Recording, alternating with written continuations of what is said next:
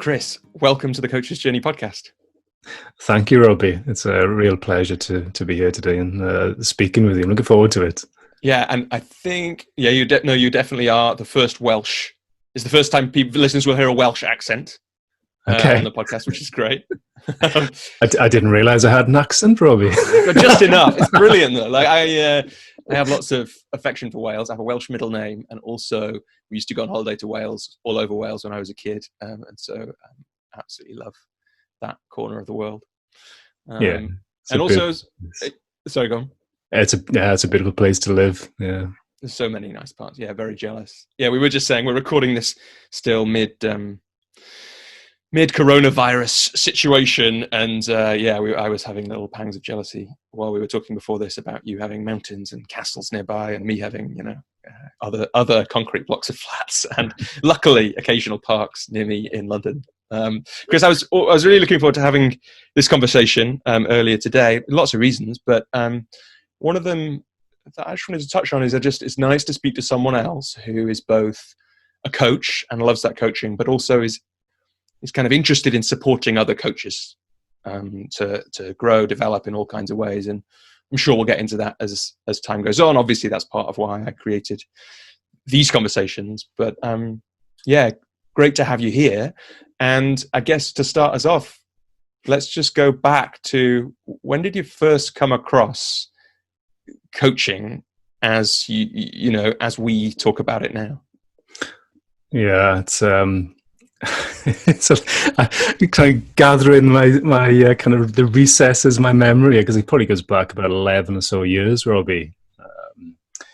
I believe it was 2007 in the autumn, and that was it was a challenging period for me. I was in the fourth year of a 3-year Ph.D. If you can, that makes sense. I think that sentence in itself says it all. And overrunning on that. A lot of stress with overrunning. And a period of, I guess on reflection, a period of depression for sure. Very uncertain period. And I took some help at that point. I had some access to some counselling through Cardiff University at the time. And that was CBT counselling, and it was great.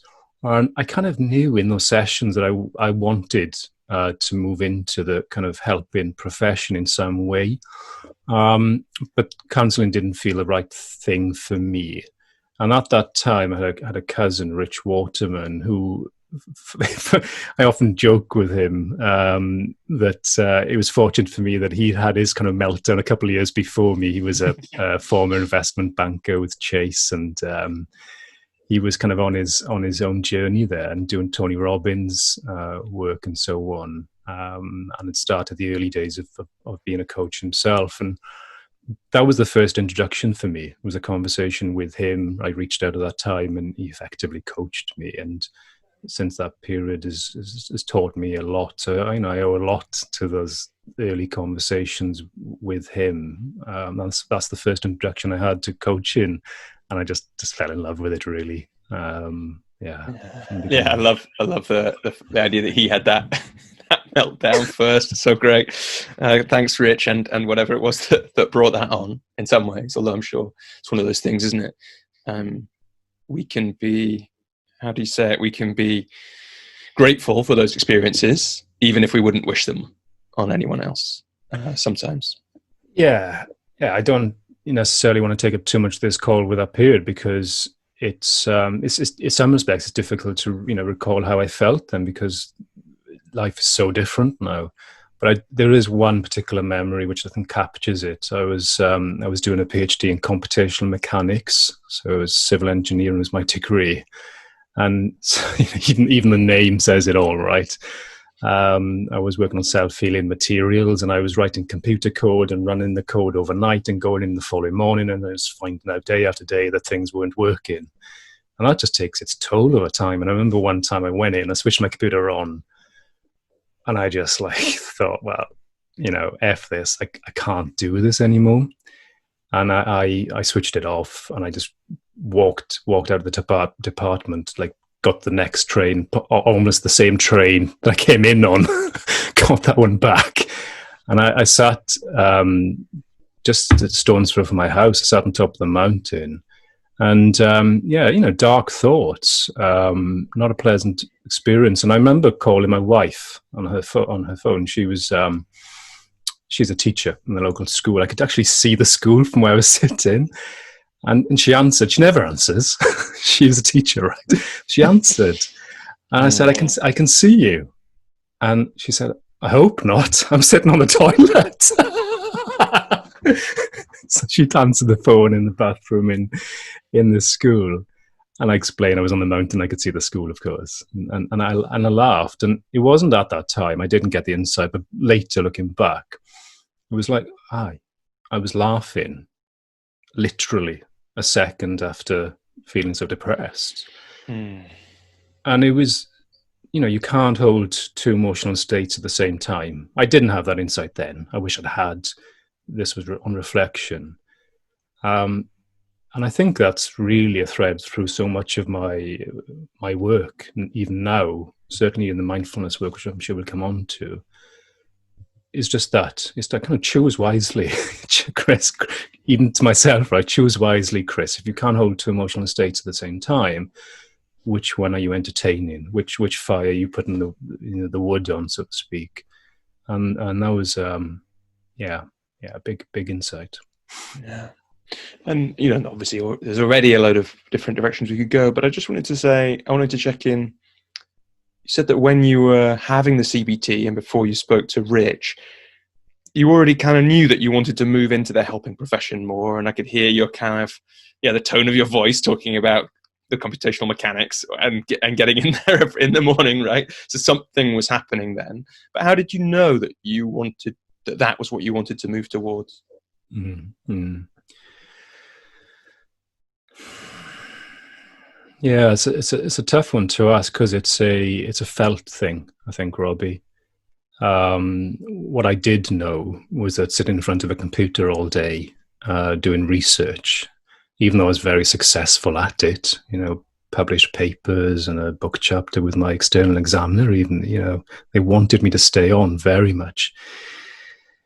I knew that it wouldn't fulfill me in the deepest sense. When I look back at those times, it was like conversations with other researchers that really I remember now. And in fact, I guess the first informal coaching I did was with other Ph.D. students over coffee, over lunch, helping them really work through many of the same challenges that I was working through. So, yeah, it wasn't paid, but it was kind of informal coaching, really. And I loved it.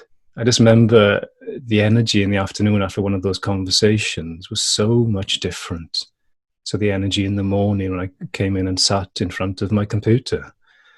And there was enough silence in my life that I could listen to that. I could hear that. And I think one of the things I would give myself credit for over the years is that I have regularly slowed down. I meditation practice now, and at that time I got into I went on an introduction to Buddhism course, right? This is like the autumn, the fall of when was it, 2007. So, went to the doctor, got some medication only for a short period. I knew as soon as I took that I did not want that to be a long-term solution. It was a short-term, aid. And I committed there and then, not only to the counselling, but then to look at other things. Because there were other people around me who were working with the same stresses, but who were not feeling the same. So I thought, what's going on here? And I think that's where my left brain has always kicked in. Is like, what are other people doing that I'm not yet doing? Because it seems to be working for them, and I'm curious, and I'm open to learn. I'm humble enough to learn. So I did yoga. I went on an introduction to Buddhism course. I learned to meditate. I learned to see my thoughts rather than just be in them all of the time. That separation, even if it's the thickness of in the UK, we have like a thickness of a fag paper, cigarette paper, right? It's all you need to go from that to that is just the thickness of that cigarette paper. I started to experience that in those early meditations, and it was literally mind-blowing. I couldn't sleep after those initial meditations and that introduction course, not because of the anxiety and the stress, but because of excitement. I sort of discovered some elixir that was so precious to me, and I just wanted to share it. Yeah. There's an amazing bit in a book by Jonathan Haidt called The Happiness Hypothesis, and I'm not going to be able to do it justice now, but he does this great bit where he says, like, imagine there's a medication, 100% natural ingredients, no side effects. It makes your stress go down. It makes you happier. It lists all these positive things. But would you take it? And then he says, this medication exists. It is meditation. It's like, and that moment, right? You can see, it's like you called it an elixir. And that gesture of the difference between all the thoughts meshed together with you and just that perspective of the fag packet paper. Yeah, and it's not actually the meditation itself. I think that's where a lot of misconception comes from. Sitting on the cushion or sitting on the chair is just the practice ground for actually getting that space in your daily life. That's where the real magic and freedom exists. Because if you've got to go and take yourself off somewhere to some retreat or some cushion or some chair to get that, then that's counterproductive. Yeah, it might be nice, but it's not going to change your life experience of life. No. And I'll mention this briefly. I did some training recently with Michael Neal and Dickon Bettinger, 3 Principles training. And the day was called Living from a State of Meditation. And Sydney Banks, the originator of 3 Principles, says you're only ever one thought away. And it's not having another thought, it's actually the removal, normally, of the thought that's actually blocking you from a state that always exists. It's always there. Right even now, it's there for us both to just drop into. And so we'll come on to this, I know, but so much of the high-level work I do know is a deconstructive model. It's about removing things, not adding more. Yeah, and let's get to that. But first of all, I'm curious. You had this conversation with your cousin. You had, where maybe that was the first time you kind of got the word coaching or experienced it explicitly, although there had been these conversations before. And I really get that, when I think back to when I was quite a bad line manager. But after I did a line management conversation with someone, like a supervision conversation, we would both leave it feeling amazing. We just only did them once every 6 months or once a year or something, which is why it wasn't a great manager. But I really understand that sense that there were these conversations that gave you that buzz. And at the same time, you were experimenting and you kind of had this elixir moment with meditation. What happened next? Was it the movement towards more coaching or the work you do in terms of mindfulness and meditation? What were the next steps? Yeah, it's the next steps over Christmas into the new year of 2008, I guess this would be, was that I actually signed up as a participant on a secular mindfulness course run by a company called Breathworks. And there was a like a separate company in Cardiff called Breathworks Cardiff.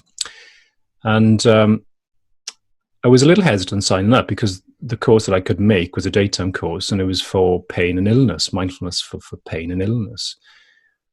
I'm really glad I did because I was on that course in February, I believe it started 2008. And it was an 8-week course. It was secular. It was very well structured. It had a workbook. It had MP3 meditations to follow between sessions, even some diary work as well. And journaling has been a big part of my journey right from the early kind of period in 2007 until today. Journaling just slows the mind down, and I highly recommend it for anyone watching this. And there was one particular moment on that course when a woman, Penny, her name was, she had MS. She had calipers, I believe they're called, on her legs. And it was mid-session. The teacher was teaching, and she was starting to get up. So I could see, obviously, she needed the bathroom. And this was on the top floor of a yoga studio, and there were steps down. So I just got up and helped her, as anyone would really. Helped her to the bathroom, and then afterwards, she said to me, she came up and she was so grateful. And I just thought nothing of it. And she said, if you hadn't have helped me, I would have had an accident. I would have not made it in time. And there was the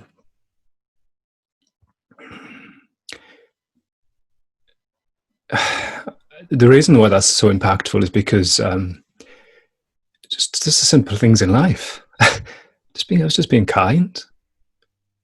There was no self in that action. It was doing what anybody would do, and yet she was so grateful for me having done it. Simple act of kindness, I guess. And that woman actually came on 2 years later. She came on one of my early courses that I was running because I was a qualified mindfulness trainer at that point. Then, because I after the initial participant course, Robbie, I know it's a cliche, but that really did change my life. Having the structured teaching, doing it regularly, doing it daily myself as a personal practice, feeling the benefits for me personally, but then also sharing in that group and seeing the benefits for everyone else. Yeah, I was hooked. I was convinced that this was going to always be a big part of my life. And I assisted then on Breathworks Cardiff courses. And then I trained with the main company in Manchester, and it took me about 2.5 years to become fully accredited Breathworks mindfulness trainer.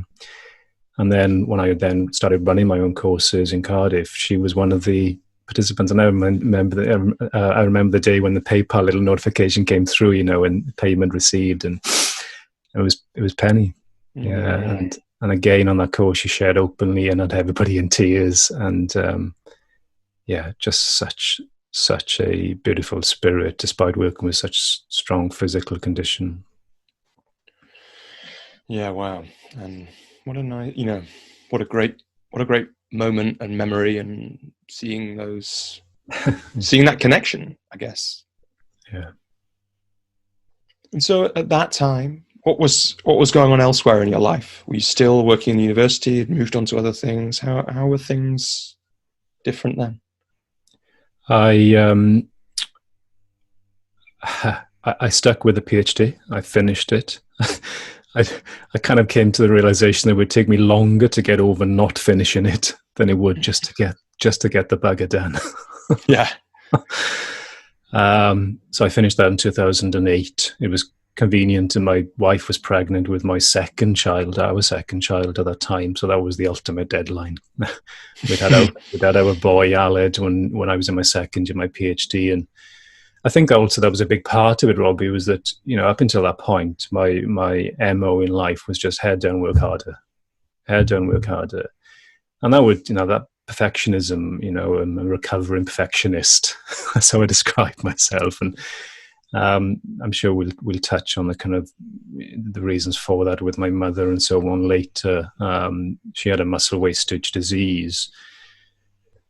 And I was about eight or nine when that diagnosis was given, and it impacted her and it impacted the family. And all children basically want their parents to be happy. And I found out that if I did well at school, then my mum was happy, right? It's pretty simple.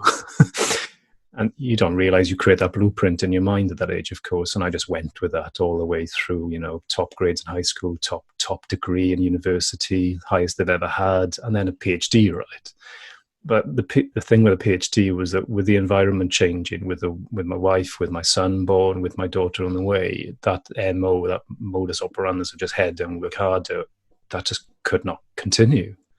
The environment didn't allow for that. And that was the shift. It's like, I've got to look at a different way. And then I finished the PhD. To come back to your question, I finished the PhD, and I did a 6-month contract where I covered my supervisor, actually, when he was on sabbatical. I covered his teaching load, and That's an important part of the journey, actually, because one of the MSc students that I supervised at that time, it was quite funny, and it is funny in hindsight. We used to do this, stuff on the whiteboard, computational stuff to do with his MSc, and then he found out that I was then, because this was in the kind of early part of 2009, 2008, 9, sorry. He found out that I was starting to look into coaching, started some training. I think I'd already maybe even purchased at the point, I can't remember, or I was going to UPW in Florida. Actually, it was 2010, it was the year after. UPW is Unleash the Power Within, for those who don't know. It's kind of Tony Robbins' signature program that he still runs today. And this guy, the student, was curious about this. He had also an interest in this. And we ended up doing informal coaching. So we used to do this computational stuff. And then we used to flip to effectively me coaching him. Probably highly inappropriate if you look back at it. But it was very separate. And we were both, clear on that. And actually then when I left university, they wanted me to stay, absolutely. And I remember my boss at that time, and I said, I can't do this. It's not where my heart sings. And the question, he asked me a fantastic question. He said, can't you do it anyway? And that was he doesn't realize this, and I don't think I've ever shared it with him, but that question he asked me, and I remember where I was sitting, I remember the office, and that question served me. It's probably one of the best coaching questions I've ever been asked. When you take your client out on that path, of doing something that they don't really want to do, and they see it and they feel it viscerally, that absolutely not. Yeah. Basically, can I sell my soul, really was the question, but not put in those words. Can you just do it anyway? No. No, we get what we settle for, we get what we tolerate, and I was not prepared to settle for a life of mediocrity where, happiness was just a relief from stress as opposed to true, authentic happiness. Absolutely not. And there was such a conviction in that moment within me. And I left after 6 months. Everybody thought I was mad. I was fortunate in that my wife was a teacher. She had income. But we had a house, we had a mortgage. We've got a large mortgage. We had 2 children then. And yeah, people thought I was mad. And I left and I set up a coaching business, we'll go on to this, I'm sure, which kind of just failed miserably. Let's get to that in a sec. But first, so what an amazing question, and to be shown, to see for you that you were not willing to do that. What a moment in life, really. Can't you just do it anyway? No, actually, I can't. But as everyone else was saying, you're mad to do this. What about the mortgage? What about the children? Right? All that kind of thing. I don't know if they were saying it explicitly, but they may have been saying it implicitly, and often I'm sure out of love. But how was it that answer to that question that gave you the conviction to do it anyway? What was it that gave you the conviction to do the thing that other people thought was mad? I think there were lots of things. Probably some which I've forgotten. I think it was definitely in part that question. It was my experience of the mindfulness course and knowing that it's almost like, and I work when we do kind of financial goals and so on with clients. When I do financial goals, or we do it together with clients, I talk about almost like a debt. In a light way, almost like a debt we owe the universe, really, is that when we see something, we feel something, when we feel truth, when we experience something like meditation and separation from thought, and it impacts us so greatly, whenever you get that kind of epiphany, it really is then a personal responsibility to go on and do what you can to help others to see that as well. And I certainly fell foul of the early days of trying to push that on others, as often we do as coaches in the early days. And now I'm a lot more wise around that. But that was the conviction. It's like, and also as well, I realized, probably through having my own coaching at the time, we model what we do to our children. It's not about what we say, it's what we do. And if I was going to go in and do research every day and just do it anyway, which is what the question was, what on earth am I modeling to my kids? Yeah, how hypocritical would that be to try and preach to them to go and do what they want in life, but not do it myself? I couldn't do that. Yeah, no, it's powerful stuff, Chris, and I think really important to remember. So you ended up doing Unleash the Power Within as part of this around this time. Was there other coach training that you did? Yeah, I did some training with Coaching Academy. I did training with NLP. I did NLP training with Richard Bandler and John Lavelle in London. That was an amazing experience.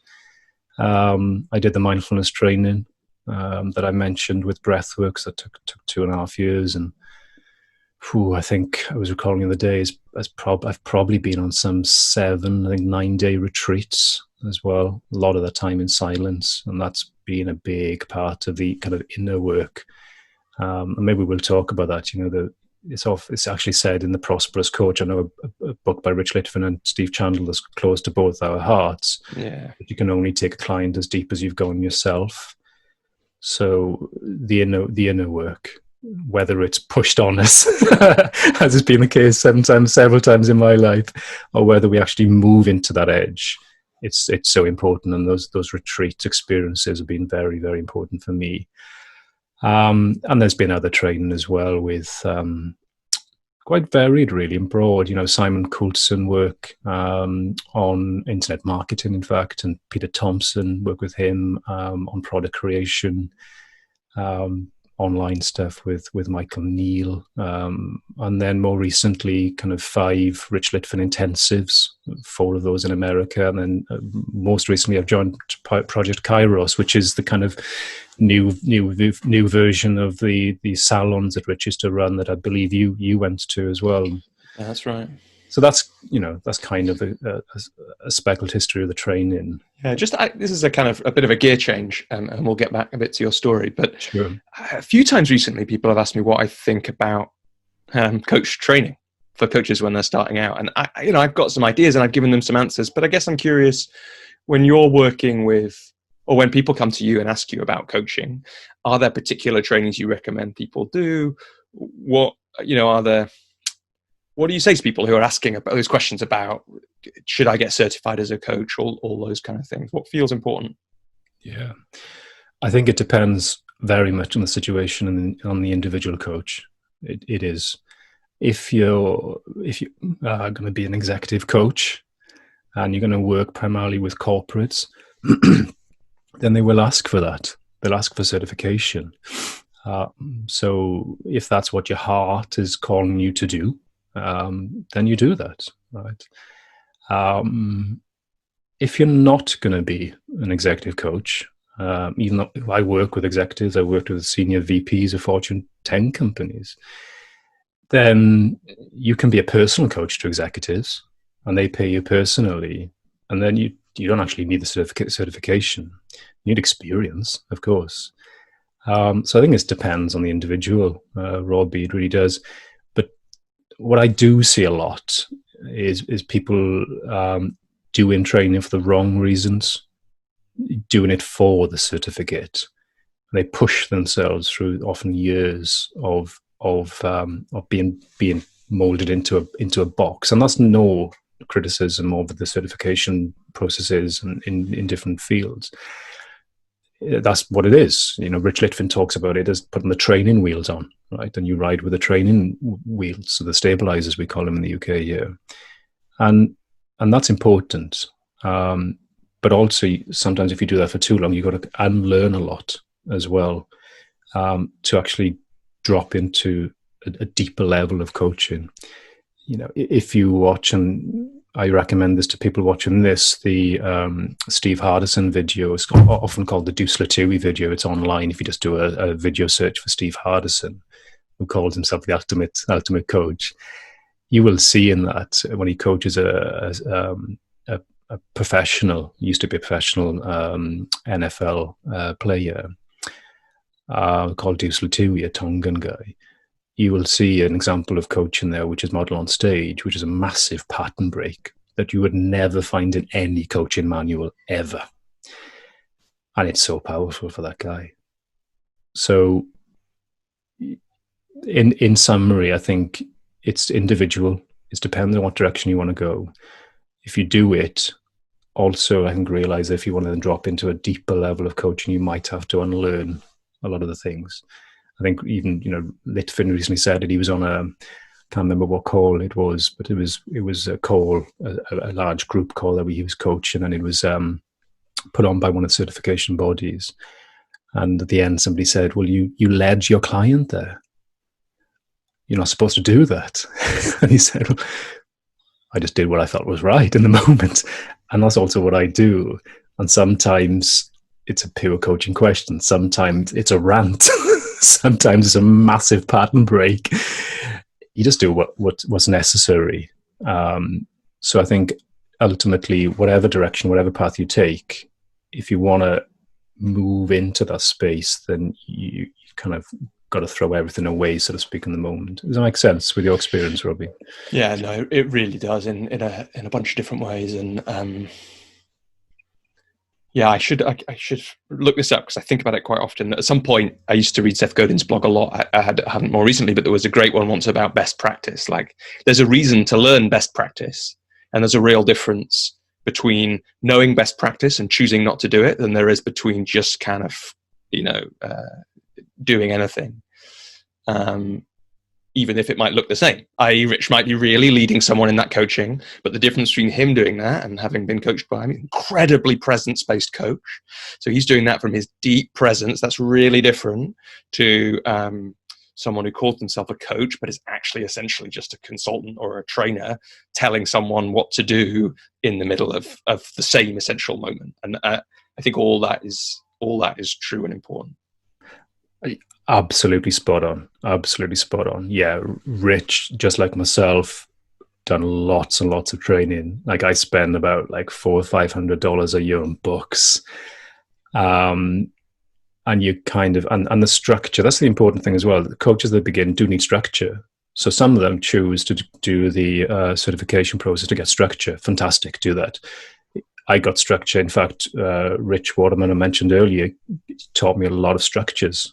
He taught me a little bit Robin structure. Then I studied 3 principles, studied the work of Eckhart Tolle, studied the work of Byron Katie, studied a lot of the Coaching Academy stuff. Even some of the training that I didn't actually do with the Coaching Academy, I had access to some of the materials. So I read and studied all of that.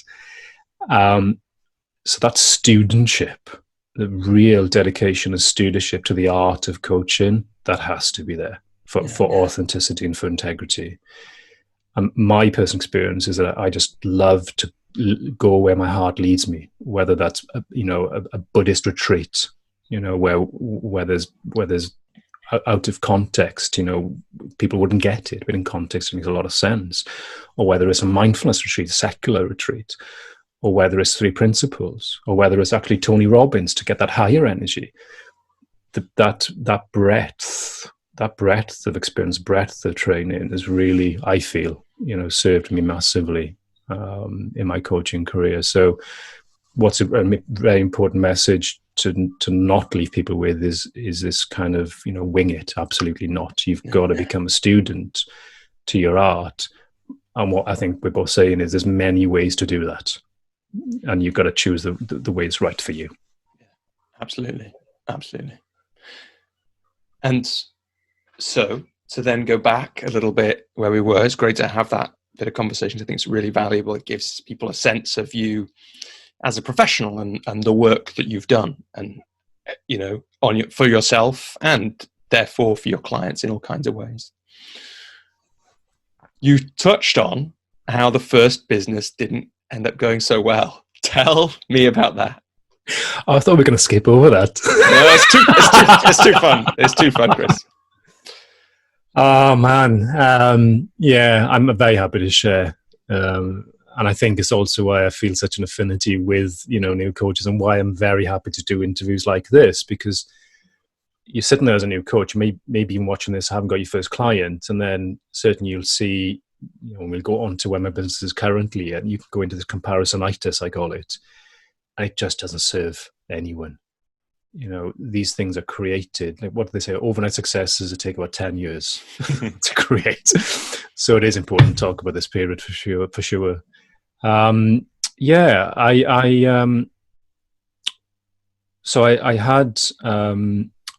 was working with the wrong clients. It was on a reactive basis rather than proactive, in the sense that I was coaching people who came to me, presented to me, as opposed to reaching out and looking for people who really interested me. And of course, when you coach in that reactive way, you've got no control really over your client base. Then it's whoever shows up.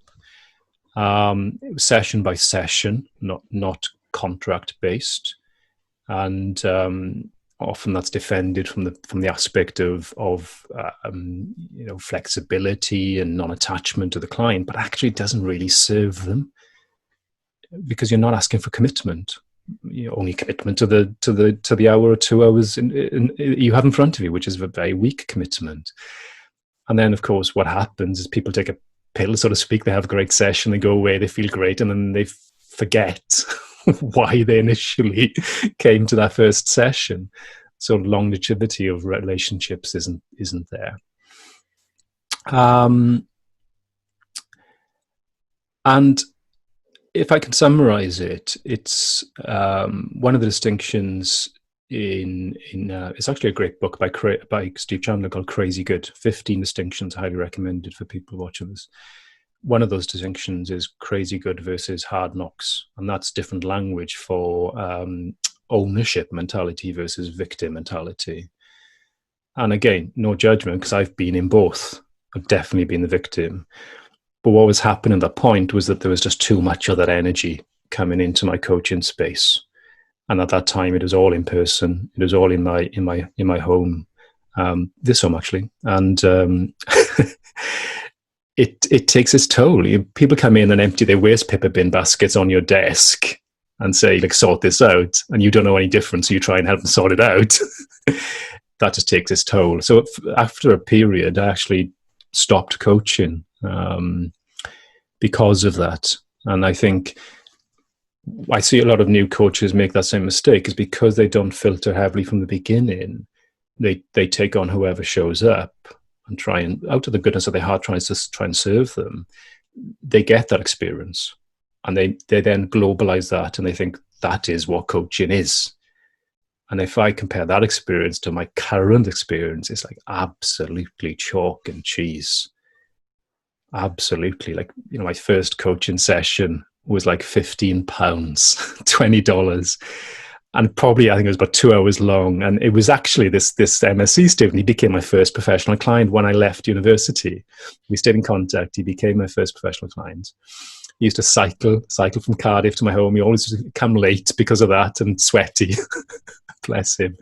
And I used to put him down in my kitchen and on the breakfast bar, and I had a whiteboard, and I just pummeled him. I look back and I cringe sharing this. But again, it's important to share this because that's where I was at that time. And there was definitely service to him, and I kept in contact, and he went on and got a good professional job in engineering. He's very happy. But he was probably the exception to the rule at the time in terms of the ownership energy. He definitely had it. A lot of the clients didn't. Yeah. So what was happening? That they were trying to outsource ownership of their stuff to you, and you were kind of accepting that, and so the change wasn't happening in the way that they wanted. Is that right? Yeah, in essence, yeah.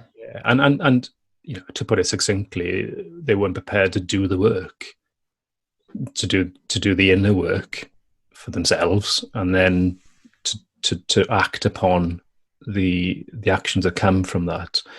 Recently, I've heard it described quite beautifully as an insight always comes packaged with an action.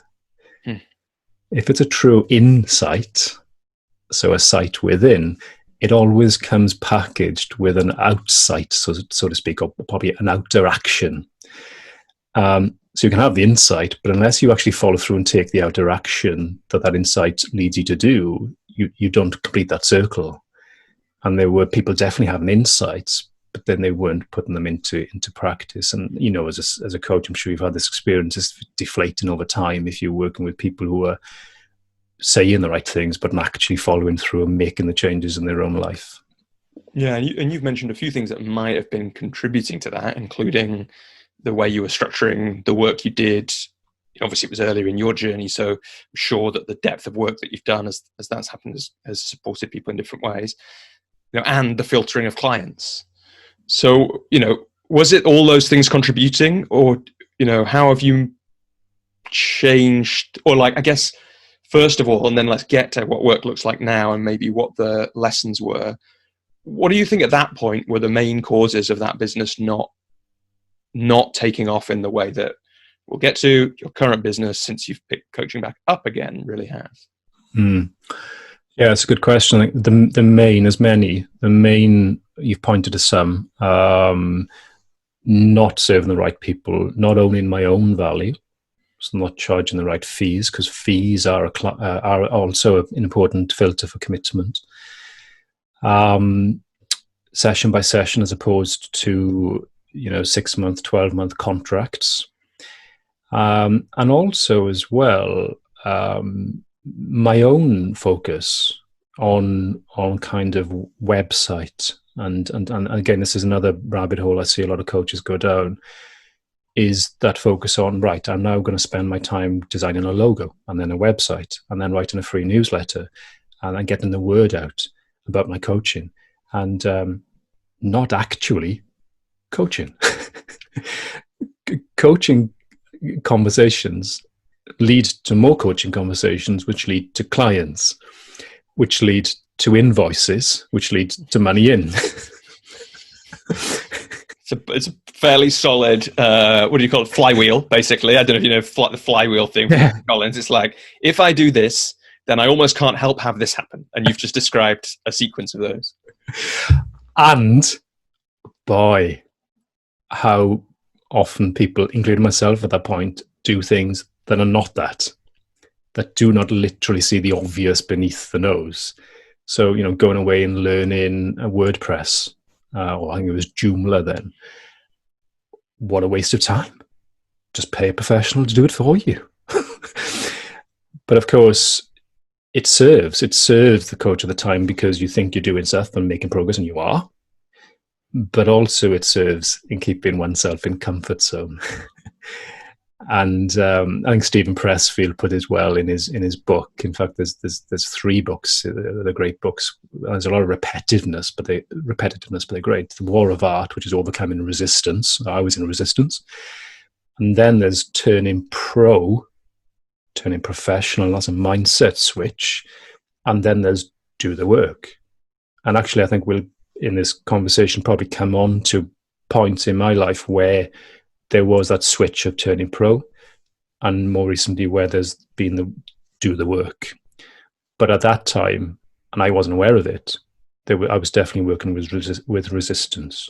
Yeah. I was really glad that I read The War of Art just before I started my coaching business, because it got me into this place of, okay, what about having a website is resistance for me and what isn't? And almost all of it was. The bit that wasn't for me was it's useful if someone meets me and they Google me, that they find me, right? So that's the bit. That's the reason I want to have a website, me personally. But you could definitely do it without. And I know you've had a few people on the podcast whose website is essentially very successful coaches full time. Their website is essentially email me here, website coming soon. Email me. It's like, you've had that for like that. There's one coach, Katie, who's had her website like that for the 65 years that I've known her. Yeah. It's like, obviously the website is not coming soon. Her business is full. It's nothing to do with whether she knows WordPress or Joomla, right? Absolutely. Yeah, absolutely. A website, as I see it, certainly in regards to a bespoke one-to-one coaching practice, right? Because we need to set the context of what we're talking about here, because I think it is different if you want to create something different. But if you want to create that with a handful or 2 handfuls of clients the kind of, we call it the Prosperous coach approach because that book describes it well, then the website, it should really be, if you have one, a tick box exercise that, yes, there's a website, there's some story, there's professional, great. But actually people make an investment decision based on their personal experience of you coaching them, not the website. So it has its use, but it's nowhere near as important as newer coaches think it is. And to use different language that some people might be familiar with, if you think of the marketing funnel, I hate the word funnel, I prefer colander. You just got holes in, people drop out. I do not want people around me who don't get me, right? So anyway, marketing colander.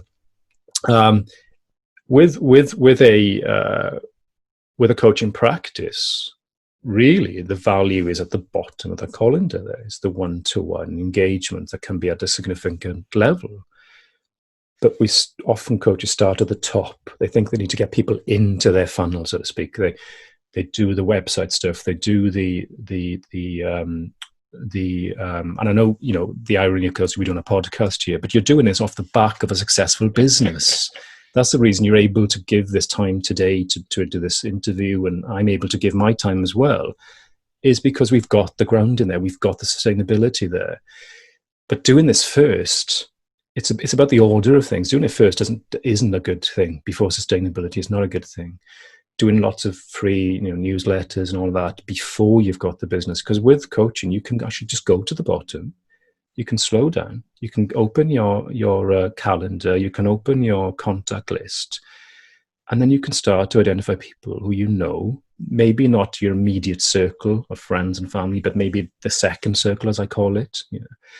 And say, do you know that person really excites me. I love what they're up to in the world.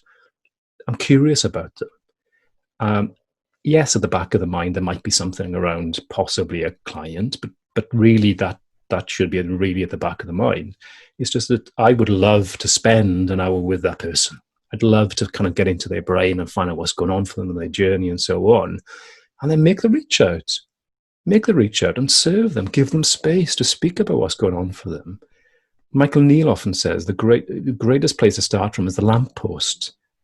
If somebody left their work every day and crossed the street and leant against the lamppost and spoke to the lamppost for an hour or 2 hours, that would be an amazingly beneficial experience for that person to download, to listen to themselves, to get clarity. If you're then the lamppost with a couple, and I do mean a couple of really great questions, so your lamppost plus, then you're an amazing coach. Yeah, this is actually a business idea, isn't it? I love that story of Michael Neal's, but this is perfect. I've thought for a while that at some point there should be Uber coach, where you can get an Uber, but you get your Uber driver has some coaching training, so they can coach you as you go. But actually, if we could just, the AI needed to recognize someone walking up and ask them, what's the biggest thing you've learned from your day at work today? And then just wait for 58 minutes and then say, what's the action you're going to take as a result of this conversation? Then if we could put that into every lamppost everywhere, then that would probably change the world, wouldn't it? I don't want us to move on too much. I want to catch, because you just gave people a beautiful way to reach out, to begin creating conversations. And I don't want to miss that for people who are listening, because they may not have caught that what you actually gave was pretty much a dictation of a message you could send to someone. So I just wonder if you could just make that real. Like, I heard it there, but I wonder if you were going to send a message, you've got your second circle list, or in your mind, you're bringing those people to mind, you think of the person, would it be a message I'm not sure if this is how you would work now, or if I'm asking about what you would suggest to someone who's just starting out, who we want to give the tool so they can cut to the bottom of that colander instead of faffing around at the top in the kind of safe and resistance filled website building and Instagram. So what you've sat there, you've got the person in mind, the first person who comes to mind from that second circle, in the way that you just described. How would you reach out, or how would you advise people to reach out? Yeah, and the website and Instagram stuff, I'm not saying that's not important. It's just get to the place where you can pay somebody to assist you with that. Yeah, that's the first thing. So how do you get to that place, which is your question? I still do it, yeah, because I believe in a created world. I believe in a created world. I do get really high quality referrals now because I've been doing this 10 years. However, I still do reach out to people who I catch who inspire me. And sometimes, very often, they don't become clients, but I'm always paid in a great conversation. And occasionally they do because they see there's a way in which I can serve them further. That reach out question you've asked is a great one, because that approach you can create if you stick with it and work through your resistance and work through your edge and reach out to people who maybe scare you a little bit. If you keep on doing that consistently, you will have the practice of your dreams. I use various forms. I use some tech now, more recently called loom.com, Loom.com. It's the same in regards to recording a video, uploading it to an unlisted YouTube link, and then sending the YouTube link. But it's quicker, it's easier, and you get an email when somebody's watched your video. So you can send a private link to a private video to somebody that's a reach out video. That's an invite, effectively, to a connection conversation, and you get an email when they've watched it. So it's really handy. And then what to say in that video. I can give some guidance for sure. I would keep it brief. I would call out what you've seen, and it has to be from the heart. It has to be authentic. It has to be real. It can't be trickery or anything in this, because it'll just be seen through. I mean, not seen through. So it has to be that this person genuinely inspires you. Call out what it is that inspires you in regards to them. What they're doing, maybe, who they are, what energy you've seen them put out, why you like that, what it means to you. Call that out. And it could be just that. It could be like, I would love to have a connection call with you. And there's a research angle to this as well. Often people write books about, successful women or successful men in the business field. And then that book gives the legitimacy of a reach out to have conversations. Now, you've got to be careful with that. If you're doing that, it has to be a legitimate research project, firstly and foremostly. If it leads on to growing your network and developing your network, which possibly might lead on to clients, then that's secondary. It has to be secondary. So the research project has to be authentic. That's one route in. But equally, you could just say, I would love to learn more about your journey. I would love to learn more about how you've got to where you've got to now. Are you open to a conversation around that? And then give them the out as well. If you're not, that's cool. And I hope you've enjoyed the video. That's kind of a soft connection approach. What could be a little bit of a hard, that's more of an invite to a connection call. If you want to go, and you got to be careful of this, of course, but if it feels appropriate to go to second base, which is to go to more of an invite to a more of a coaching call, then you can be a little braver and you can call out what inspires you about them. And also you can call out possibly something you've seen that's a misalignment. And again, you've got to be careful because you don't want to be projecting. That's one of the dangers of doing that, is you're just projecting something that just is not there. But if you do it, you can call that out. And I did this recently with somebody who did actually become a group client. I said, look, I had met him. I'd met him in a different group environment. And so I got to know him a little bit. That's why I sent this particular video to him. And I said, hey, I've got a sense of you in the group and I love your energy. And you've spoken about your business not being in the place that you want it to be. And yet I've looked at your LinkedIn profile and you're a double best-selling author. And you've got all of this experience in hypnotherapy. You're an award-winning hypnotherapist.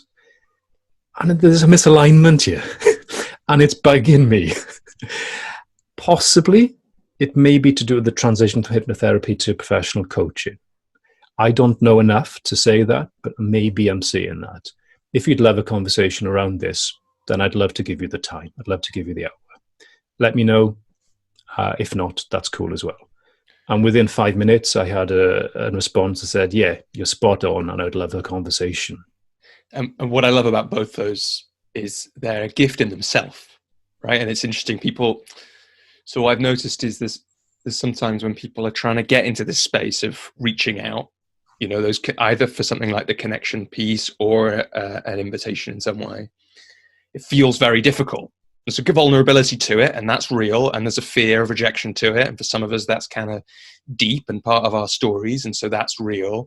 And one of the mindset shifts that really helped for me was getting into that space, you know, that thing, and like you said, it's got to be from the heart. But if you give people, you say, look, actually, I was just thinking about the people that I know, and I thought of you because you inspire me, and here's why, and like you say, tell them from the heart, then what a beautiful message that is to receive.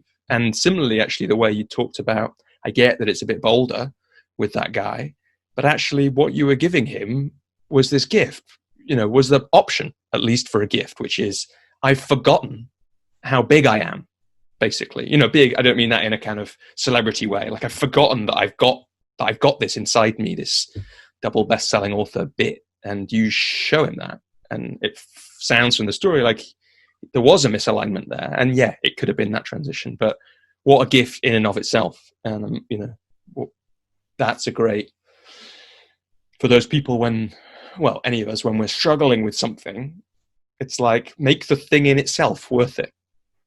And if we want to invite people into coaching conversations, make the invitation in and of itself, regardless of the response, worth sending.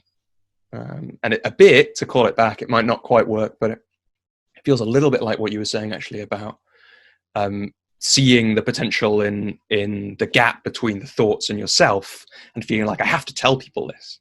It's like, find the thing that actually you kind of have to tell the person because it's important to them, and then tell them. And if that's, and give them the option for more, perfect.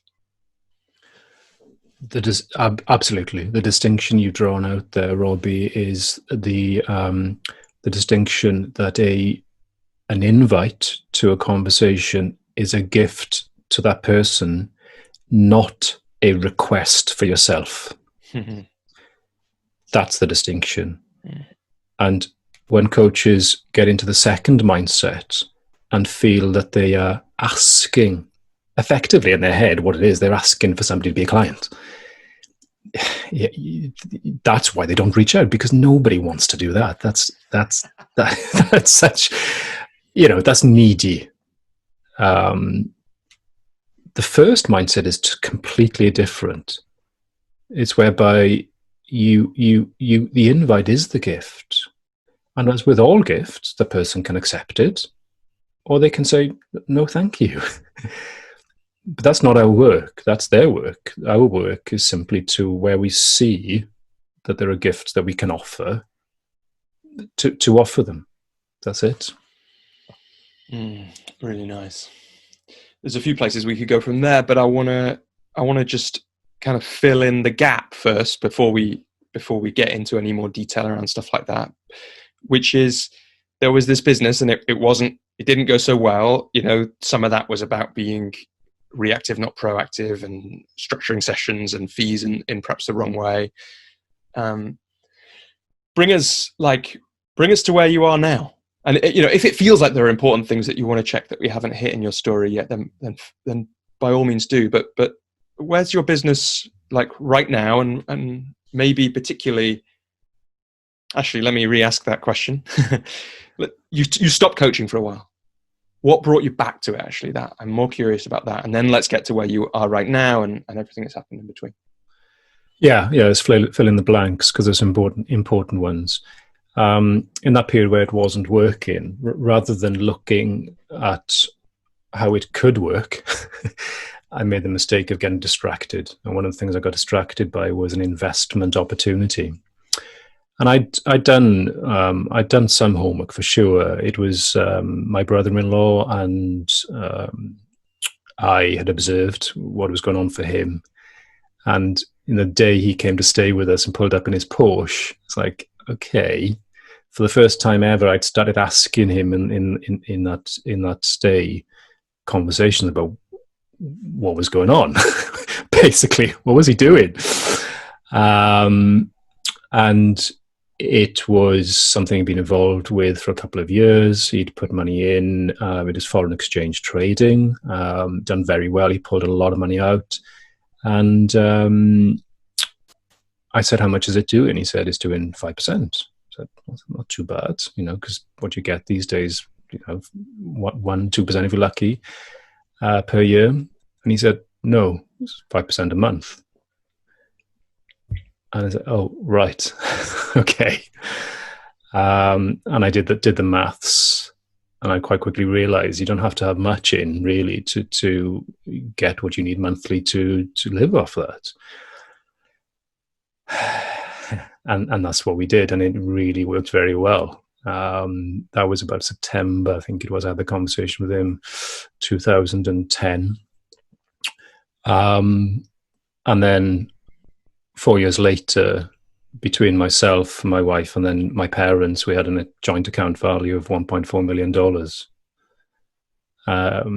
That was the value of the accounts. The actual money we'd put in was dollar-wise probably half $500,000. And then the email came in December 2014, December the 3rd. I remember it. It was a Wednesday. And it's just one of those memories, I think, that would always stay with me. I've reframed it now to be a positive one. It wasn't at the time. And there was the email from the trader admitting that it was a Ponzi scheme.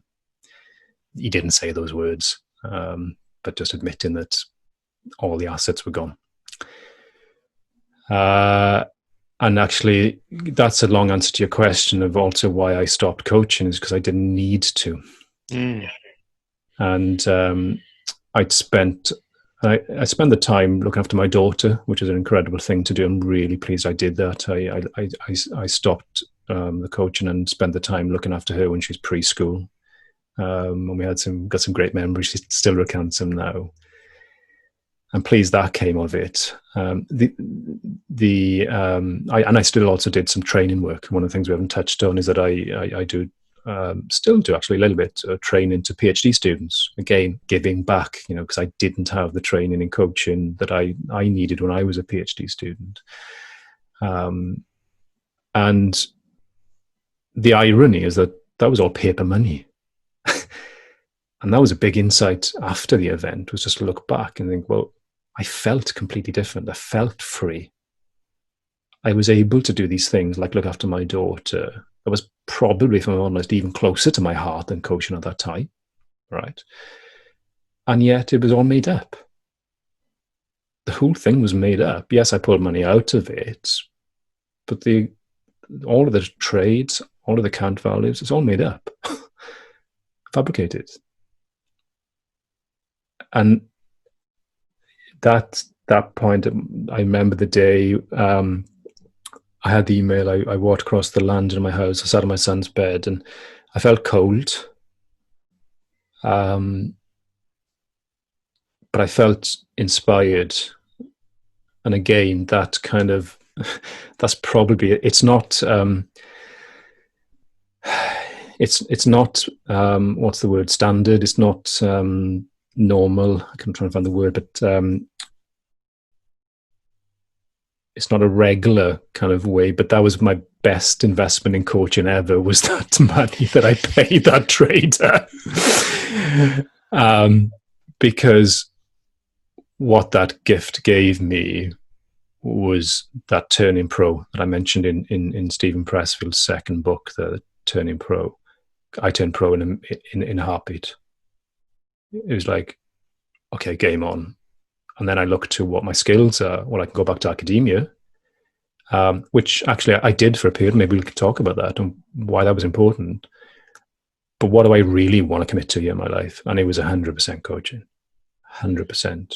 And let me check, the Turning Pro. Tell me the thought process that led to that, if you can. Like, you don't, not every thought, obviously, but I just want to check. Yeah. It feels like there's a few things about that situation that might have put you in that place. There's some kind of seeing what's happened. There's a sense of just the shift. There's that insight about it's all made up money, and this is this weird thing, right? And it's hard. I don't have it much of the time, all the time, but money it's all made up these days. There's no gold at the end of it anywhere. It's all a promise. Pixels on a screen, the whole time. But this is an amazing, thanks universe in some ways, I guess, for showing you that in that way. But that's going on. But also there may have been a financial pressure that you're like, I need to turn pro now because I need money. And so what was it that took you into that place, which then picked coaching up and sent you back to academia and all that kind of thing?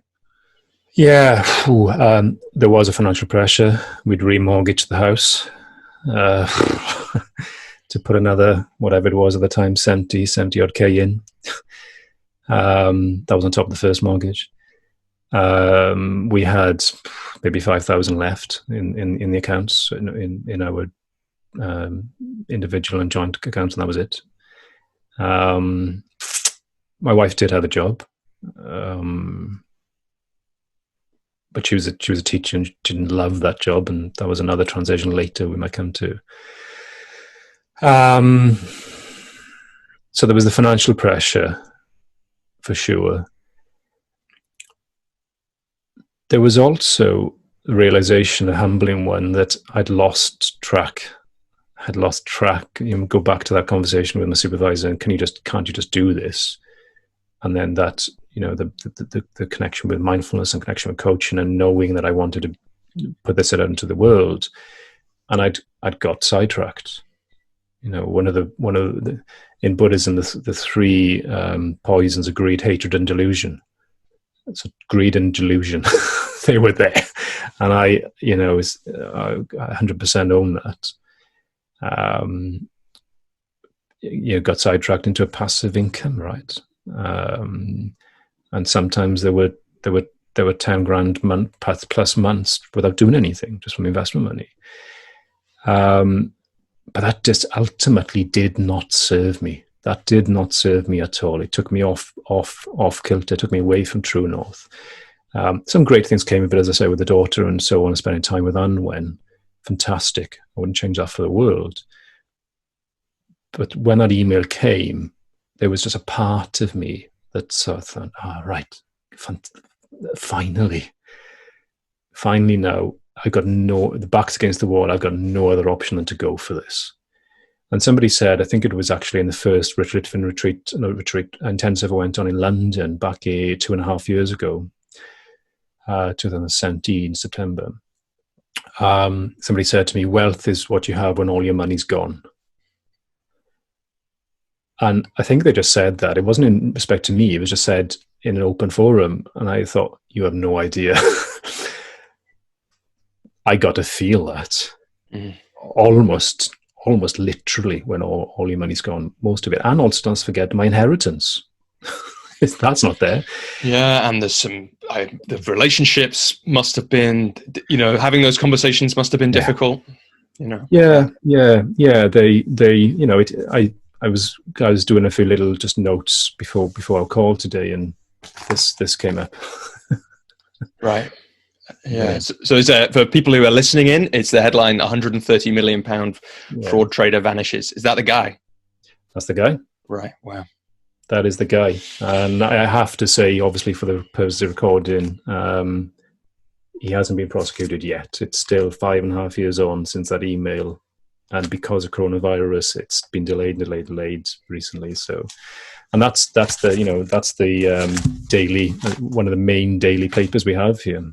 Yeah, he made the front page, and I remember actually buying that copy in the shop. It was actually next to my dad's house in the Welsh Valleys, a lovely, beautiful place I grew up. And I bought that, and one of the local guys looked over my shoulder and he said, oh, in his really even thicker Welsh accent than me, he said, oh, I bet he's going to have a great Christmas.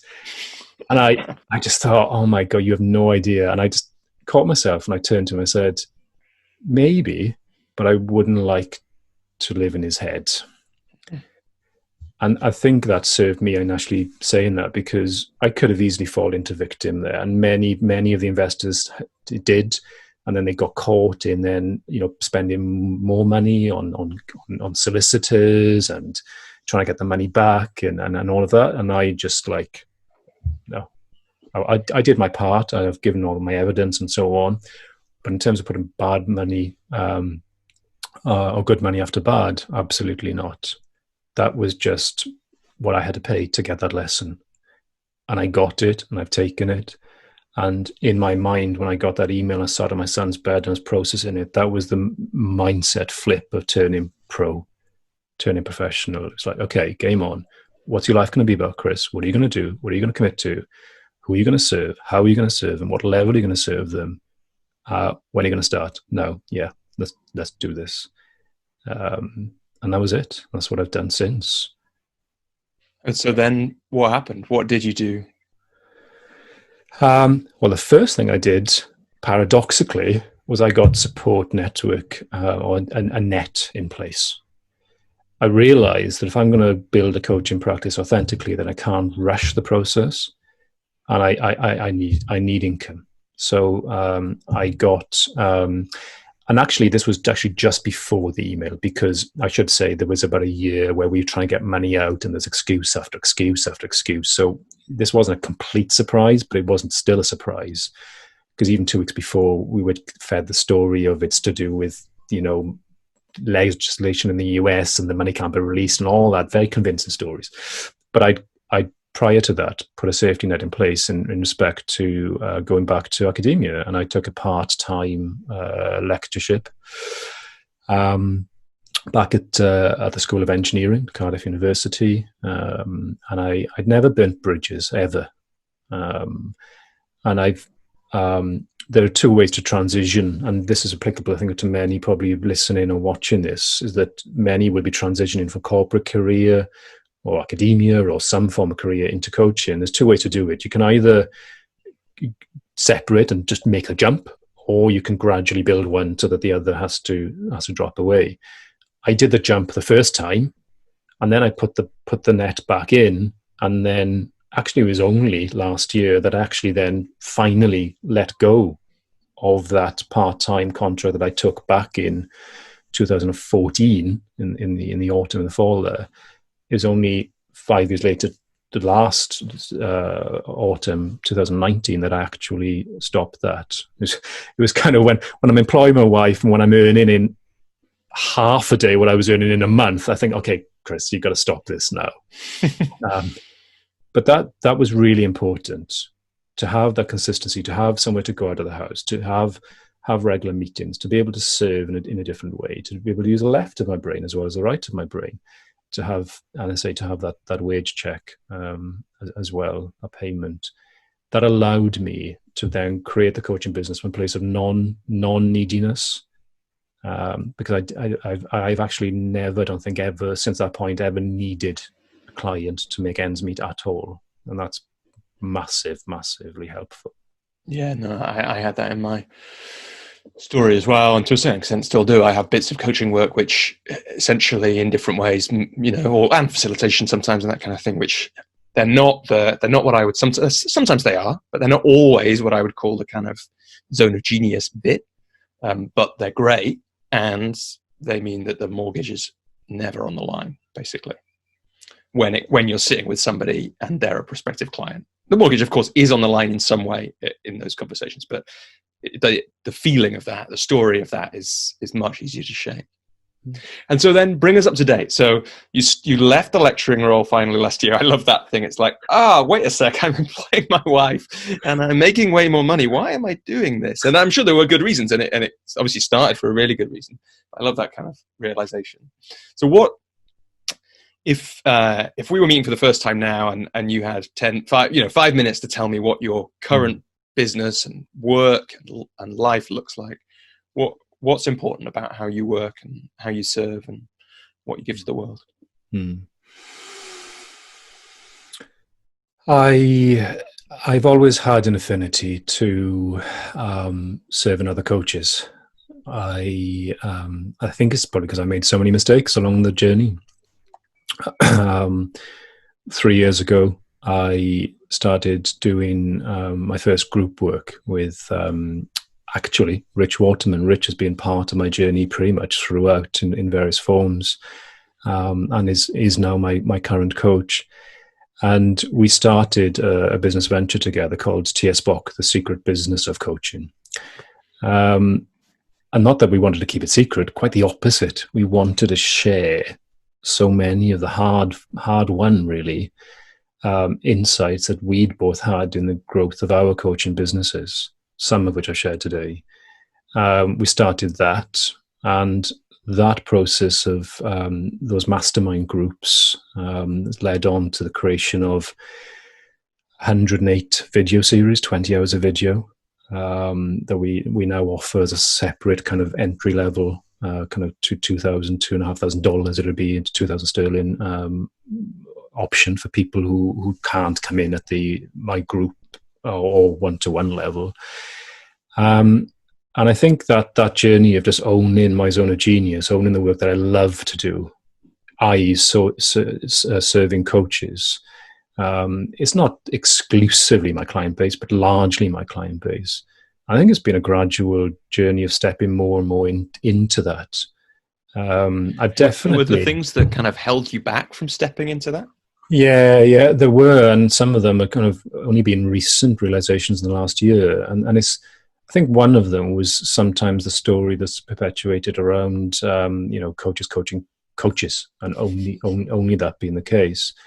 And I actually sat with that one day. I thought, well, let's put left brain into gear here. Let's do this assessment objectively. And I wrote down my clients, and I wrote down what I knew about my clients' clients through coaching them, because obviously a big part of working with a coach is supervision. And I wrote down what I understood about their client makeup, so to speak.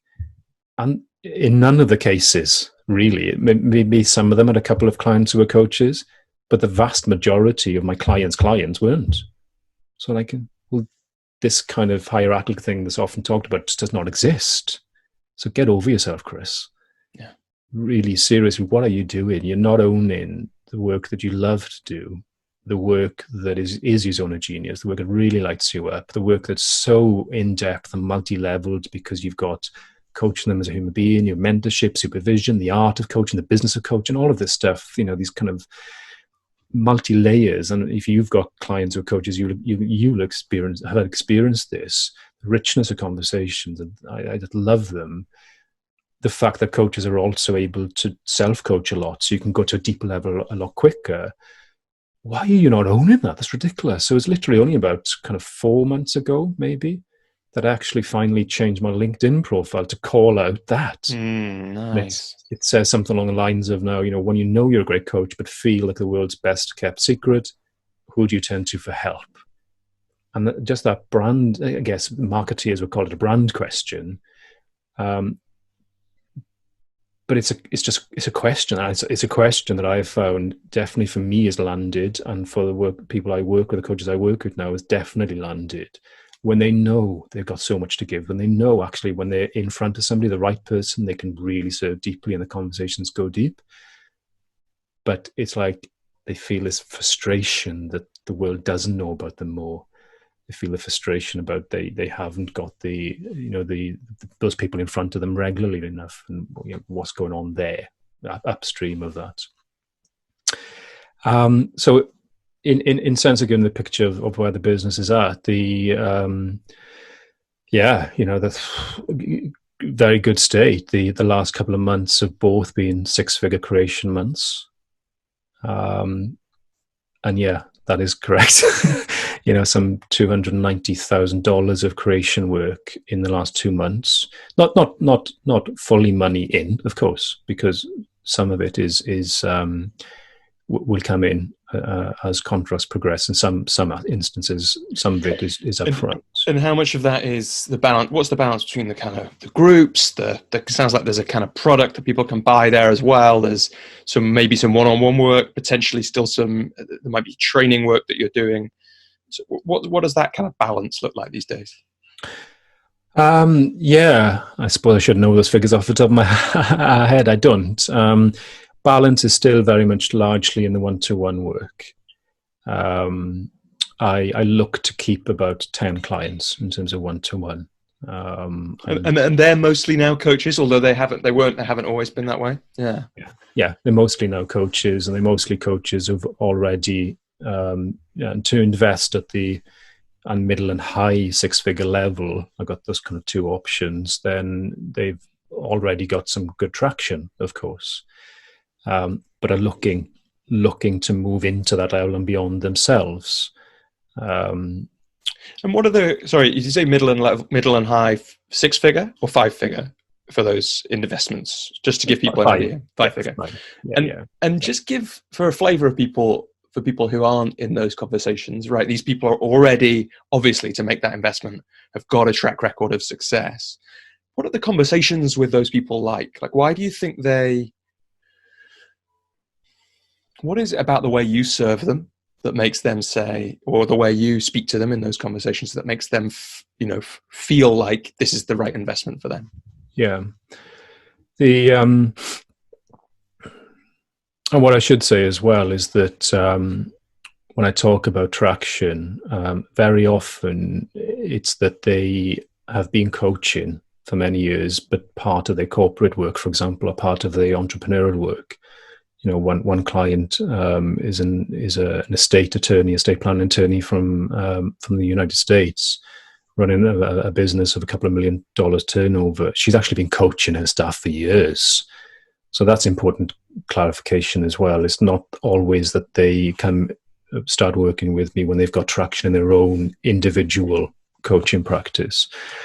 To answer your question, I believe it comes down to space and to presence and to impact and to legacy and to heart.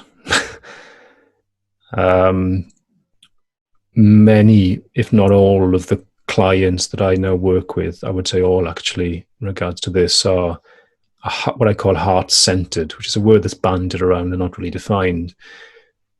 But they're doing it. They've got the conventional success. There are different levels of success: struggling, striving, conventional, and extraordinary. They've got the conventional success, the financial success is there, and so on, and often it's there as well in relationships as well, and family. But they're looking for something more.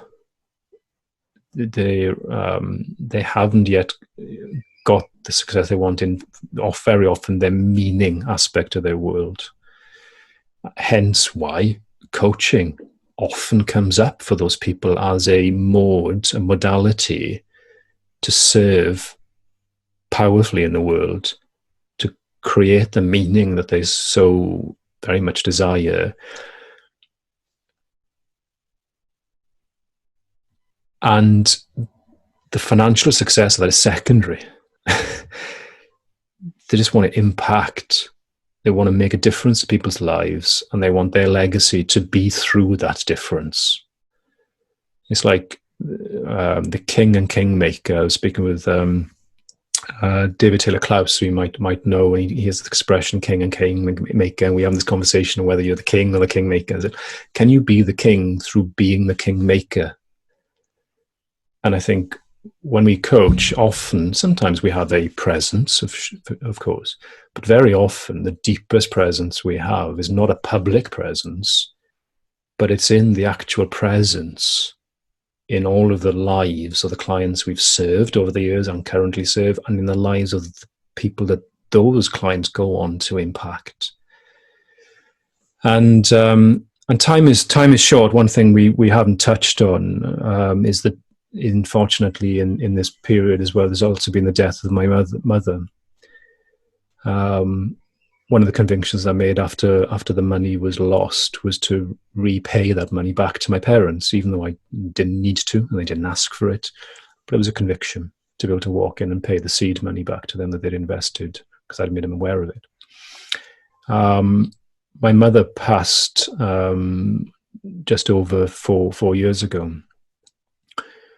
And the reason I mention that is because I don't know if you've had this experience. I don't think we've spoken about this in our first call. But when somebody close to you passes away, and it was sudden, it wasn't expected, even though she had a muscle wastage illness, she had a sudden heart attack and passed when I wasn't there. And I went to see her body the following day. And again, I like with the money thing, I sat there and asked myself, how can I use this experience? How can I reframe this experience? And what showed up for me very strongly was impermanence, obviously, because, somebody you've known for, like, I think it was about 38 hours then, of 8 years of your life is lying there. But she's not there. She's gone. And how can I use this experience? How can I even serve even more deeply in my coaching practice from this space? And I think the reason I mention that is because I think that's been a big part of it as well. Many, but not all, my clients have had similar experiences, but they're definitely very much in touch with impermanence. And they're in touch with the importance of needing to live authentically and live from their truth daily, and to model that. And then that energy gets taken into how they go out into the world. And all the client creation stuff just comes from that. It comes from that. If you go out with an open heart, willing to share, willing to be open, it's often called vulnerability. I don't see it as that. It's just sharing. People make of it what they will, but it's real.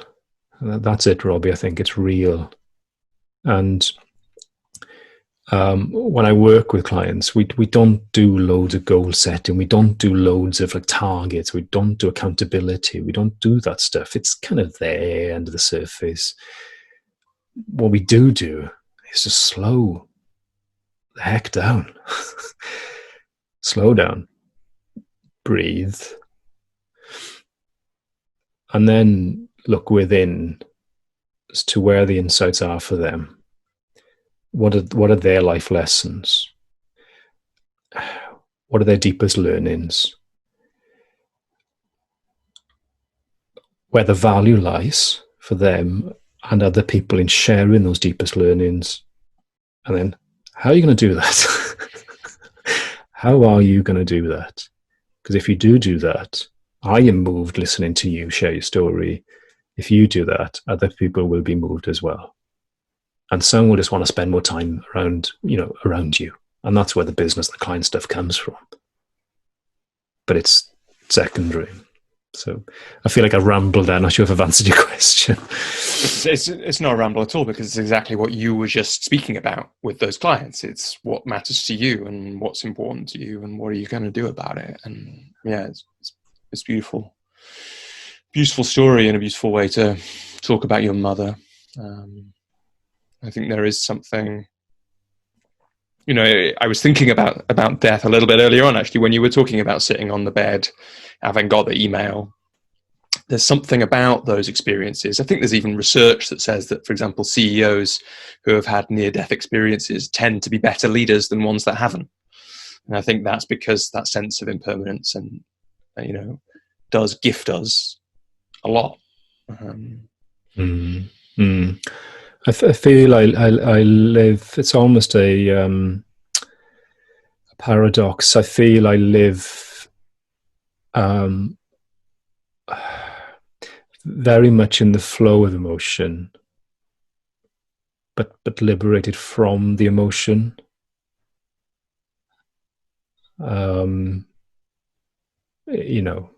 Money, attachment to money is very loose because I've lost it all. Even life, I've seen how that can be lost. The attachment to protection, and there isn't there as well. Nothing more exhilarating than going down 60 miles an hour on a French kind of alpine road on a road bike when you've got literally skin and a meter between you and pain. And I know where my limits are, of course, but just the exhilaration of that.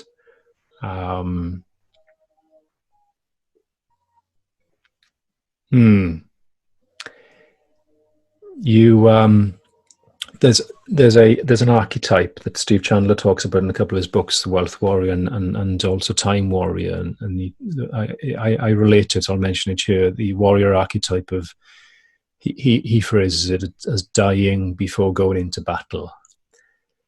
And And I think you talked about death. I think it is sometimes it's quite a literal death of people, but sometimes it's death to the former self as well.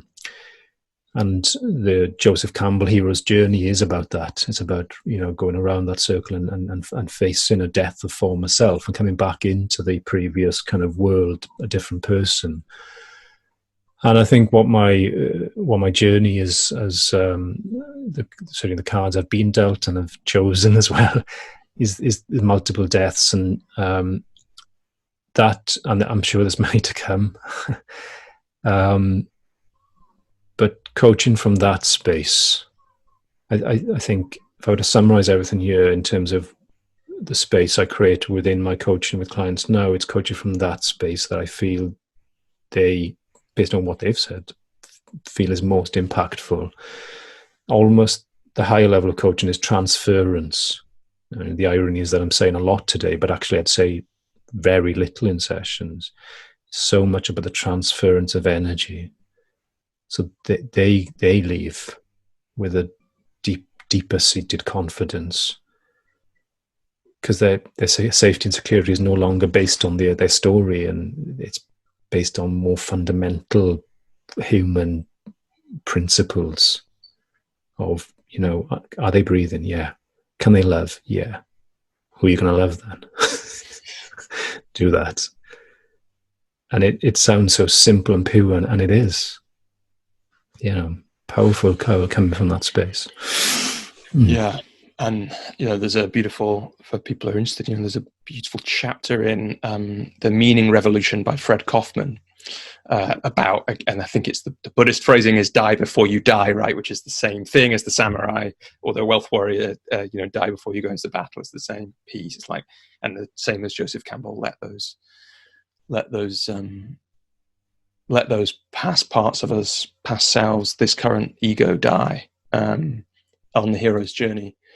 For people who are interested, there's some great exercises in that chapter in Kaufman's book, and I once had, seriously one of the most powerful coaching conversations I've ever delivered, because I decided to write an article. I just read the chapter of Kaufman's book. I wrote an article about it. One of the things he says he asks in all his workshops is he gets people to think, just imagine you only had 3 minutes to live. Who would you call and what would you say? And they get some time to reflect on that. And then, just, this is important because you might not know when you've only got 3 minutes to live, and you might not have a phone. And so I wrote this piece including that. And then I was, the way I work is, if I'm going to tell people about something, I need to be able to do it. Like, I need to have done it myself, and everything else in this piece had that in it, but that bit I hadn't done. And so I sat there for a minute and I was like, I've got to do it. And so I called my wife, and it was like, I kid you not, it was like the moment in the film where the guy is flying the helicopter with the nuclear bomb on it to save Los Angeles or whatever. And he calls his wife, and my wife was at work on her way to yoga. So I can't even tell her why I'm calling. So I'm just having this very pleasant conversation with her, but with tears coming out of my eyes, down my face, because there's this just sense of, then in that moment, the idea, just the invitation into the space of what really matters in 3 minutes. And then what happens in the next coaching conversation I did? Well, of course, it comes from that place, and there's no small talk, and there's no messing around, and there's no sort of politeness, but that doesn't mean there's no love, right? It's like there's this very powerful conversation, which with that client redefined. I think we still had a year. It was a 2-year contract. So I think we had another year of work or something, and it redefined that other year basically because of that space. I guess the reason I'm sharing that is partly just because it feels present in the conversation, and partly just because you don't have to wait for something really tragic in your life to happen to be able to get to grips with sense of mortality. And I wonder if there's anything that sounds like one of the things you do is you bring that presence to your clients so that they receive some of it from you, and they get into that space. And because of what you're bringing, you're asking the questions and reflecting the things which come from kind of free of ego, from deep presence and deep love. Is there anything that you offer to clients as a way for them to touch into that space? Or anything that you would offer to listeners who want to do that? Yeah, I often take clients through the rocking chair exercise, as I call it, and that's whereby they take themselves to the end of their life in this current form, at least in this body, and they surround themselves with their grandchildren, great grandchildren, and they hear the question, tell me, Papa, or tell me, Mama, what have you done in your life? And they get to answer that question to their great grandchild, and that's a powerful exercise. It is, because we get to write the narrative there from the end, and that's only ever the direction it makes sense. um, and and that often helps clients to be very succinct and focused about what's really important to them in the life that they have had, and of course when they move back to present moment, the life they want to then create, their true north, so to speak. And there's a further paradox. I'm kind of quite aware here we're talking about death and mortality and impermanence and so on, and and that's important, very important part of the work.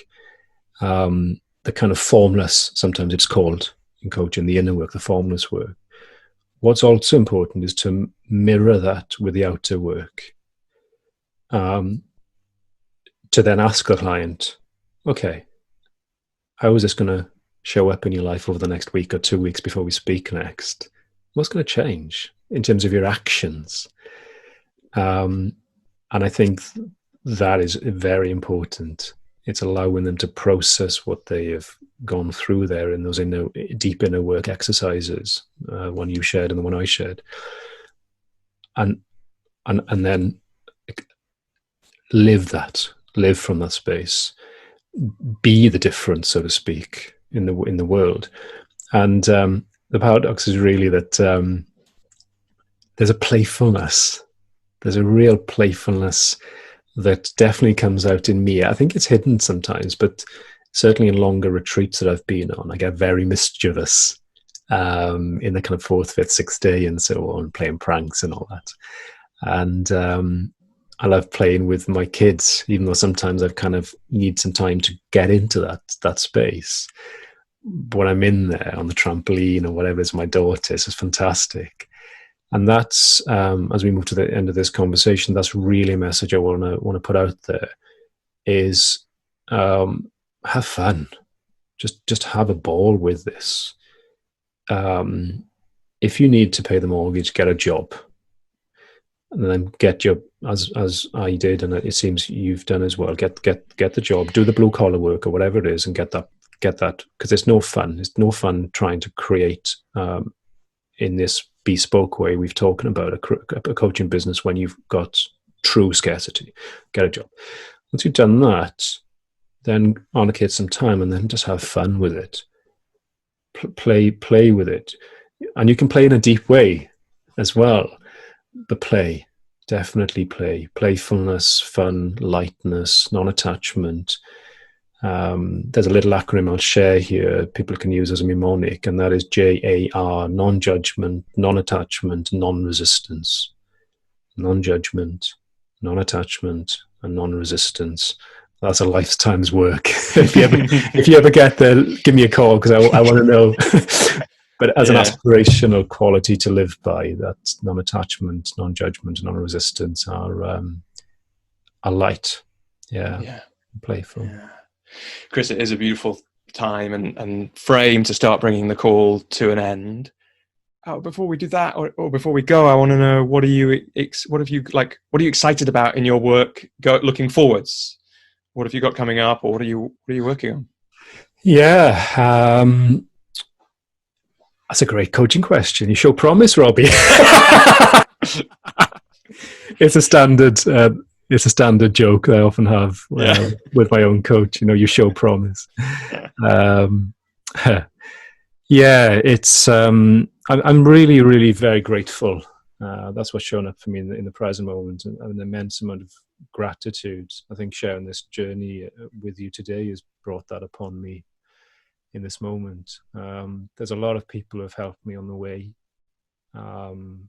including clients, including my coach Rich, who I talked about, including, yes, all of my clients, and including my wife and family as well. So I just want to put a note of gratitude to them at this juncture. Wife has especially supported me immensely over the years, and now, of course, in the business as well. In terms of moving forwards,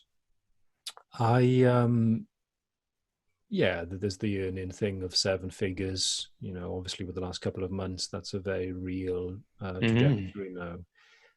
So the next year or two, that will happen. And it's worth catching, isn't it? You said a beautiful thing in an emails we exchanged before this call. It is worth pulling those numbers out for people to know that it is possible to do that through running a coaching business. And to, you know, thank you for being willing to share those numbers. The idea that in the last couple of months you've, I don't know what you call it, creating or signing the contracts worth, you know, 6 figures each month. That 7-figure annual target is there. You know, it's important that people know that that kind of thing is possible. But I want to ask you though about, before we finish, you've also got this. We talked about it last time, right? The $1 million experience. Yeah, I have, and it's even though that's the title, and the fee is $1 million, and it'll likely be an 18-month, possibly 24-month engagement, completely bespoke to the individual, and very probably involving other professionals as well, possibly other coaches. It's not about the money. It's actually about having that playground to play at that level. That's the exciting thing for me. I already spend significant time with my one-to-one apprentices. Very often conversations are 2 hours long, and sometimes with the higher level ones, they're 2.5 hours, and we get together for day periods as well. I love that. I absolutely love that space, and I love this, what comes from space and the ability to drop deeper. And that's really why the $1 million experience is so exciting. It's that playground that a fee of that size allows both people to play at. And my suspicion, my intuition tells me actually that person will be no different really to the people I currently work with. The only difference possibly is that the conventional success level that they've achieved so far is just a higher level. So that level of investment is perfectly doable for them. I was speaking with somebody recently who used to be an office manager for a billionaire, and they had a whole entire floor, 7 financial advisors, simply dedicated to the management of their own money. That's an investment firm just dedicated to the management of the family's money, nobody else's. So we've got people like that all around us, and that's a UK-based family. There's people like that all around us. And I spoke with this woman, and she said, yeah, they take the bus, they take the train. So it'll be somebody who's just got that level of conventional success already, and is very likely looking for more meaning. They're looking for space, looking for meaning, and very possibly coaching will be the modality for them that they end up creating that meaning in their world, and maybe philanthropy as well. And I think that's it. It's just the excitement to work with somebody in that playground that's really appealing. So thank you for the question. Thank you for reminding me of it. It was there, and I was kind of it feels edgy to share it, but a lot less edgy than it did a year ago. And I think within a year it's probably very likely to happen. Feels energetically that feels to be the case energetically. And I think, and then beyond that,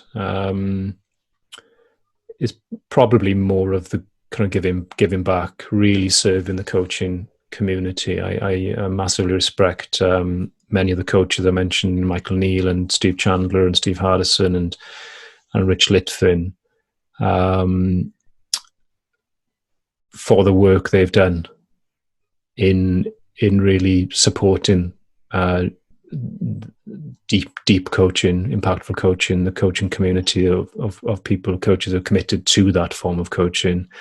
And I would love to, to be part of that. I'm 42 a few weeks ago, and I guess over the next 10, certainly 20 years, I'll personally be moving towards more the legacy part of my career.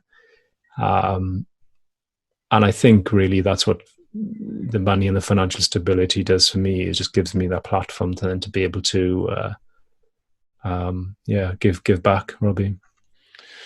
Yeah, and for people who have loved hearing about you and your work, coaches or otherwise, where's the best place for them to go, and is there something you'd point them at initially?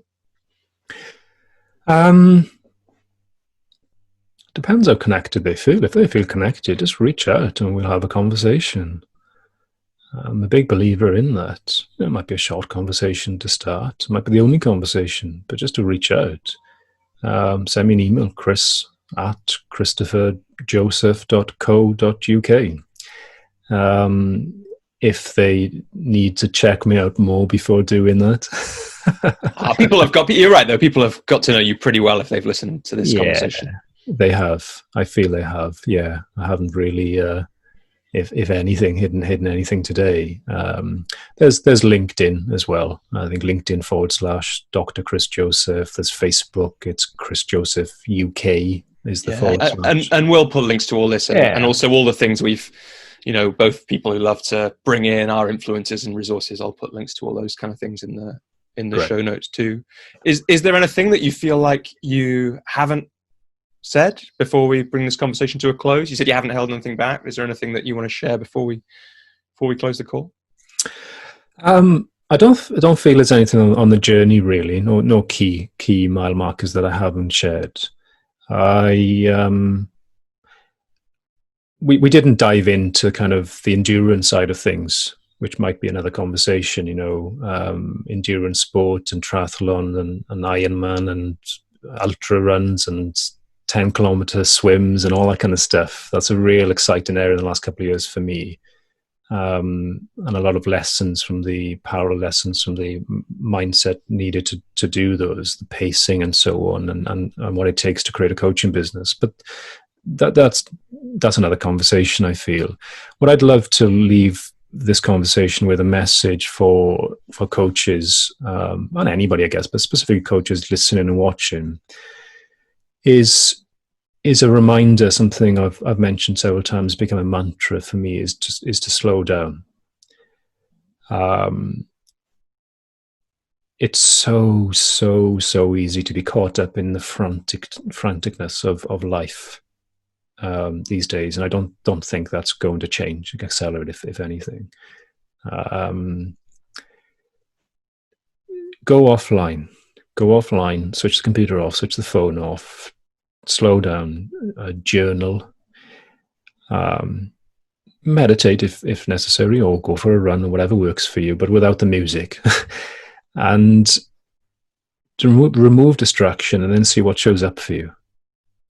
Remove distraction and see what shows up for you. Because for many, they'll listen to the kind of fees and the 2 6-figure months and so on, and they'll think, that's for him.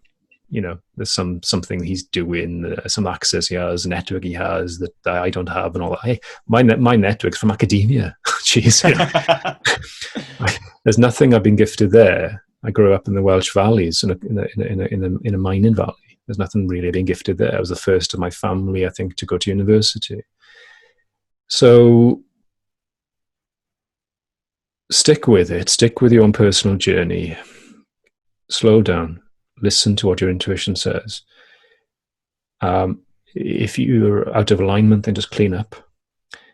If you're out of integrity, clean up. And keep it really super simple in terms of the creation process. Conversations lead to more conversations that lead to coaching conversations that lead to more coaching conversations that sometimes lead to clients. Forget the client aspect thing. Just go back and be curious I think that's the word, Robbie. I think if people are going to leave with one word, it's just become curious. Become curious. Like, what makes that person tick? What's going on for them? What's really going on for them? What are their dreams and aspirations? What are their real dreams and aspirations? Mm. Do they feel lonely? Or do they feel connected? Where does connection lie for them? How's family life? What's great about it? What's not so great? What's legacy for them? What's impact for them? What is working? What's not working? What needs to change? What really needs to change? Just curiosity, curiosity, curiosity, curiosity, but with a light touch and an open heart. And I think if you go out into the world like that, and I don't know much about Steve Hardison, but that's the kind of sense I get when I see, that he's like an enigma, and I respect that. But that's the kind of sense, that's what I certainly got from him, is just going out into the world with that curiosity, the open heart, the genuine love for humanity, the humbleness as well, the respect, of the lessons you've learned from your own suffering and so on, and to share where relevant, and to coach, and to explore, and to help them unpack, and to peel the onion, and so on, and provide a safe environment. Just do that. It's coaching at this level is a return to becoming more human, not adding more information. What a wonderful way to bring the conversation to a close, Chris. Look, thanks so much. Like you said, there's a load of stuff that would need a whole other conversation in itself, and maybe we'll do that at some point. But thanks for being so open and honest, and giving such a gift through this conversation. Really appreciate it. Thank you, Robbie. And I love the way you've provided space for the conversation to unfold as well. And thank you for the work that you're doing as well. I know it takes time and effort to produce podcasts. And thank you for your service to the coaching industry, and serving other coaches through this work, and of course your one-to-one work and group work. So long may it continue, my friend. And yeah, absolutely. Thanks, Chris. And until next time. Yeah. Bye for now.